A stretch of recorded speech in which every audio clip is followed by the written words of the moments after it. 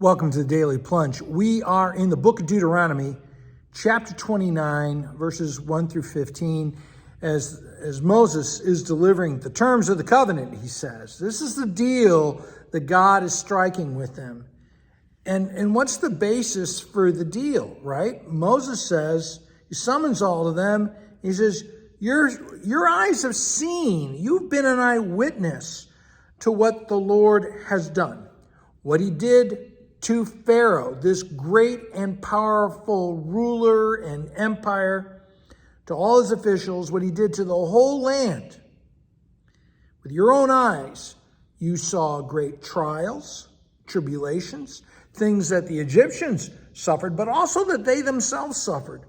You've seen signs and you've seen great wonders. But then comes verse 4.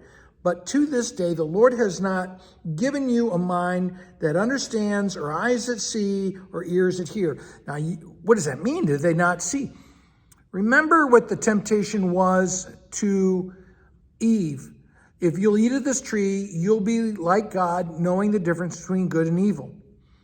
And the natural person does not understand. And what God is claiming here is that it is He alone that opens the eyes to see, unstops the ears to hear the promise. And he says, you didn't do this on your own. I'm the one who is delivering this to you so that you can see and hear and understand. Because clearly, that's what's happening throughout the book, right?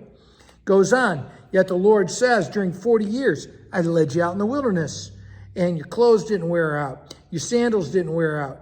You had bread to eat.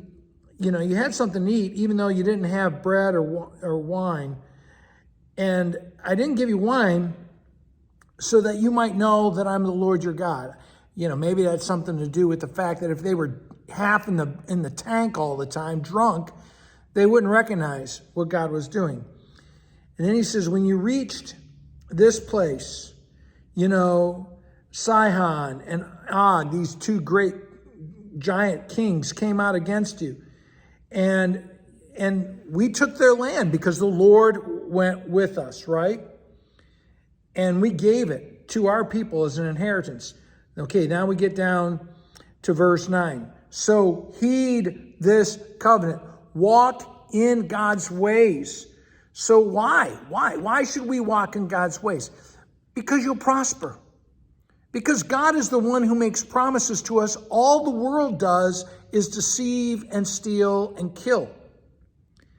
And so he's basically saying, we want you to claim God's blessings, but do not persist in going your own way and thinking you're going to get those blessings. If you're going to do this on your own terms, on your own way, you're not going to have those blessings. You're going to have to make them for yourself. So he goes on, all of you, from top to bottom, stand before the Lord today, making this covenant. Verse 13, to confirm with you as his people, to confirm you this day as his people. You are his people. He is your God. And that is the promise that God is making. I promise to fulfill the promise I made to Abraham, Isaac, and Jacob. It's a covenant. It's an oath.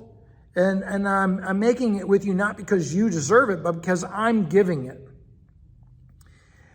And so, as he says, I'm making this covenant not only with you who are standing in the presence of God, but also with those who are not yet here. That this is a promise that will go on for generations, but only if they teach the faith. Thanks, friends. Have a blessed day.